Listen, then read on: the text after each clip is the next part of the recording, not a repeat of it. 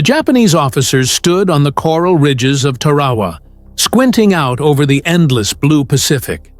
They weren't worried. They were laughing. To them, the Americans were amateurs, soft, predictable, and foolish enough to attack a fortress built for annihilation.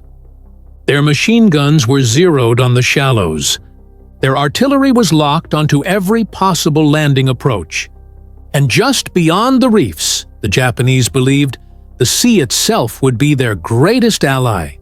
Because out there, stretched for hundreds of yards, was a wall of jagged coral, sharp enough to slice through hulls, shallow enough to trap landing craft. Every Japanese commander knew the same thing. Once the Marines hit that reef, they'd be stranded, chest deep in water, under a storm of bullets. Then one officer, pointing through his binoculars, smirked as strange shapes began to bob in the distance. Small, boxy silhouettes, riding low in the waves. "American toys," he said. "They'll sink before they ever reach the beach." But those toys were no joke. They were LVT amphibious tanks, part boat, part beast, capable of driving straight from ocean to land. And in a few hours, those strange American machines would rewrite the rules of island warfare forever. Because the Japanese laughter was about to die, drowned out by the roar of engines crawling over coral, and the screams echoing across Tarawa's burning lagoon. November 20th, 1943. The lagoon off Betio Island boiled with life. More than 35,000 Marines waited aboard their transports, watching the horizon pulse with naval gunfire. Battleships, cruisers, and destroyers unleashed hell. A storm of steel pounding the island flat. Every American on deck believed no one could have survived that. But the Japanese had dug deep. Their bunkers were reinforced with coconut logs and buried in coral. Their artillery was hidden in concrete emplacements with overlapping fields of fire.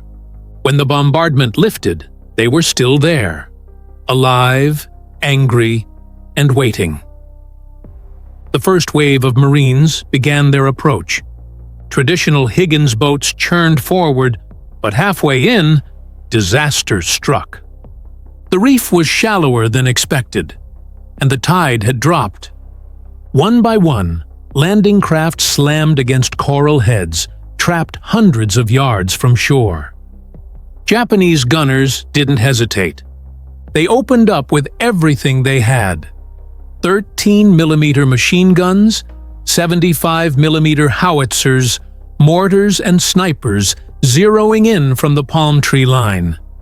Men tumbled into the surf, clutching rifles above their heads, trying to wade through waist-deep water while bullets sliced around them. Many never made it. And then came the second wave, in something the Japanese had never seen before. LVT-1 alligators and LVTA-1 amphibious tanks, crawling right over the reef as if it wasn't there. Their treads bit into coral and drove straight for the beach. Machine guns rattled from their turrets, spraying suppressive fire. Behind them, Marines crouched low inside the metal hulls, bracing for impact. When the LVTS hit land, their hatches dropped open, and Marines poured out, alive, armed, and ready. For the first time in the Pacific, the Americans had cracked the reef barrier. The Japanese officers watching from their bunkers could only stare in disbelief. What they thought would be a massacre was quickly turning into something far worse, a fight they hadn't planned for. The sea was no longer their wall of defense. It had become the Americans' bridge.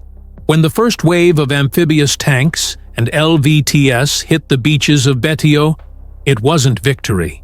It was chaos. The Marines had made it to land, yes, but what waited there wasn't ground. It was a killing zone. Machine gun nests opened from hidden embrasures, raking every approach. Mortars dropped from unseen angles, splintering the sand. The entire island, barely 2 miles long and half a mile wide, was wired, mined, and sighted for crossfire. Every palm stump hid death. Still, the Marines refused to back down. The LVTS, scarred and smoking, pushed inland with 37mm guns blazing. Many never made it far. Japanese artillery zeroed in, punching holes through their thin armor. Yet every destroyed LVT became new cover. Marines crouched behind wrecks, firing, advancing inch by inch. Radio reports were grim. Whole platoons had vanished. Water was red with blood and fuel. Yet reinforcements kept coming, wave after wave, wading through the surf or climbing over twisted wrecks. Each man who reached the shore carried not just his rifle, but the weight of those who didn't make it. By afternoon, Marines had clawed out shallow footholds. Grenades and flamethrowers became the only weapons that mattered. Every Japanese bunker was a fortress of coral and concrete, and every yard cost lives. Engineers crawled forward with satchel charges, blasting open firing slits, while riflemen covered them. One Marine officer wrote later, "We weren't fighting for ground, we were fighting for breath." For the Japanese, surrender wasn't an option. Their commander, Rear Admiral Shibasaki, had boasted before the battle, "1 million men cannot take this island in 100 years." He was wrong. By the second day, the American lines had cut the island in half. Naval guns pounded anything still moving. LVTS ferried more men and ammo through the reef, while the Japanese, trapped, cornered, and running out of everything, fought to the last. When Shibasaki's command post was destroyed by naval fire, the defense began to crumble. On the third day, Marines swept through the last strong points. Pillboxes burned, snipers fell. Banzai charges erupted out of the smoke, wild, desperate, suicidal. It didn't matter. The battle was over. In 76 hours, the island that Japan said could never fall was silent. Over 4,500 Japanese soldiers and Korean laborers were dead.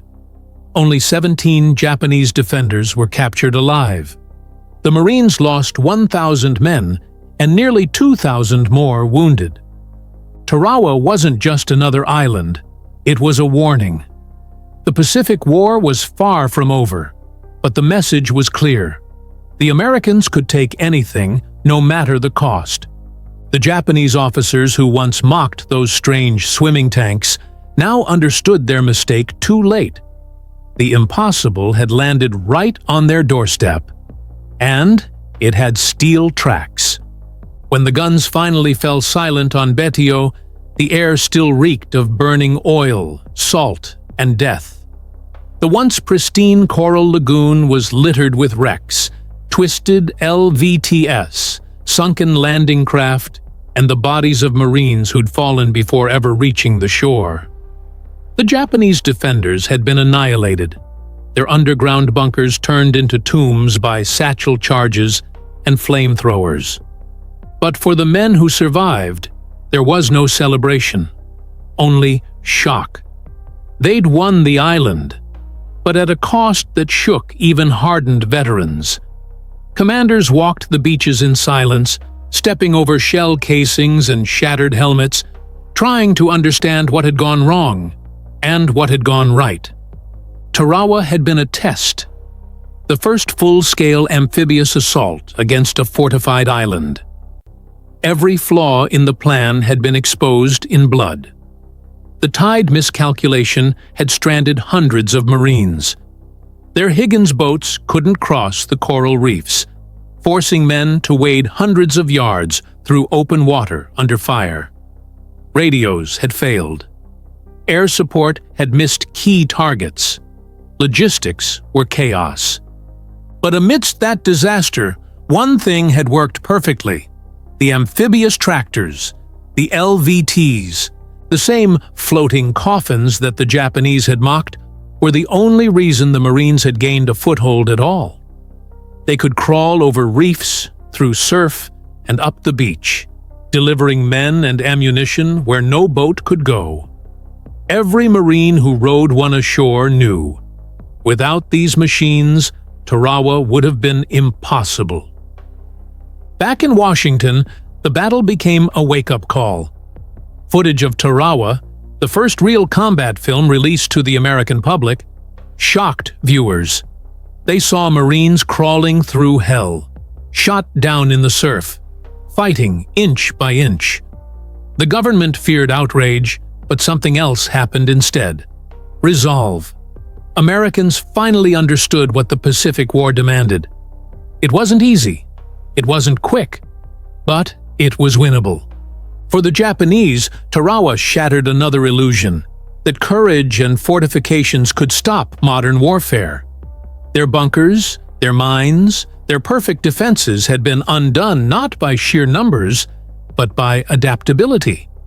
The Americans had learned from every mistake in real time, turning failure into innovation. Within months, new tactics, better coordination, and improved LVTS were in production.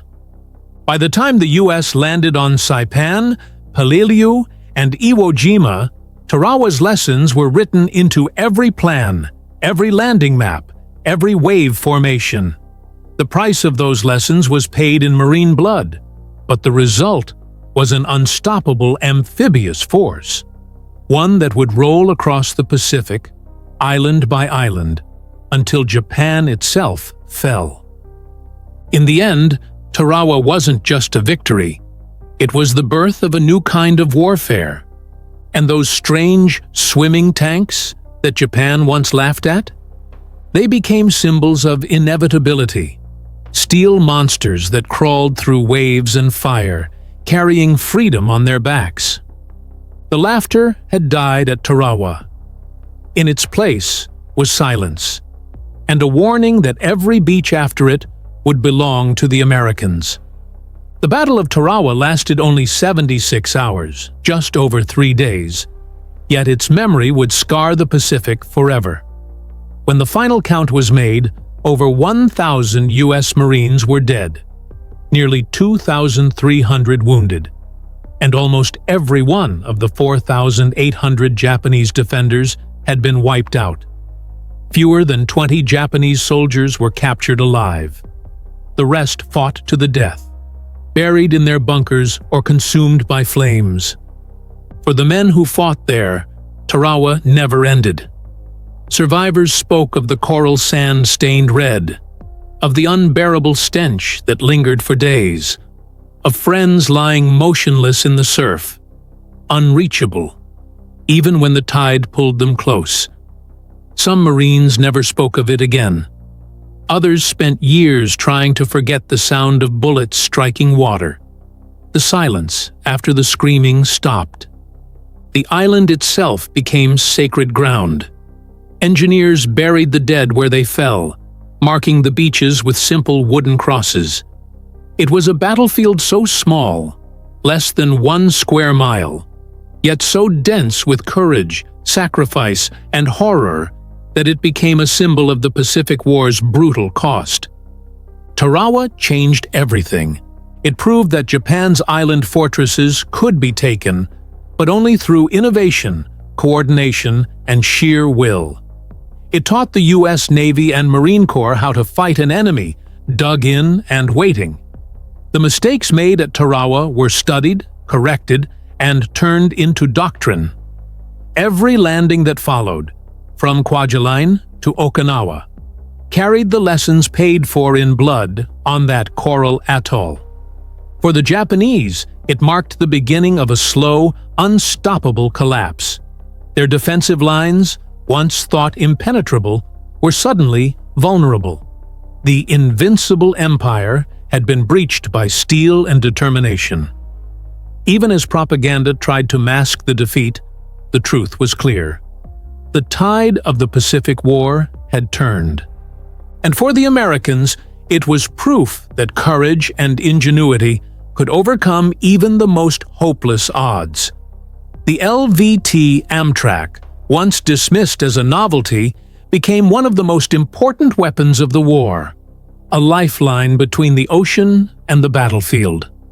What began as a risky experiment became the backbone of every amphibious assault to come. Tarawa's legacy endures not just in history books, but in the lessons of every Marine who came after. It stands as a reminder that victory demands sacrifice, and that progress often comes at a human cost too great to measure. Those who fought at Tarawa weren't just warriors, they were pioneers. They fought not only an enemy, but also the limits of human endurance, proving that even in the face of fire, humanity's will to push forward can't be broken. If you were moved by this story, by the courage of those who waded through hellfire so others could learn to survive, then honor them. Hit like, share this story so their bravery is never forgotten, and subscribe to WW2 Heroes Legends, where we bring you the true, untold stories of courage, sacrifice, and innovation that shaped the course of history. Because their fight may have ended, but their legend will never die.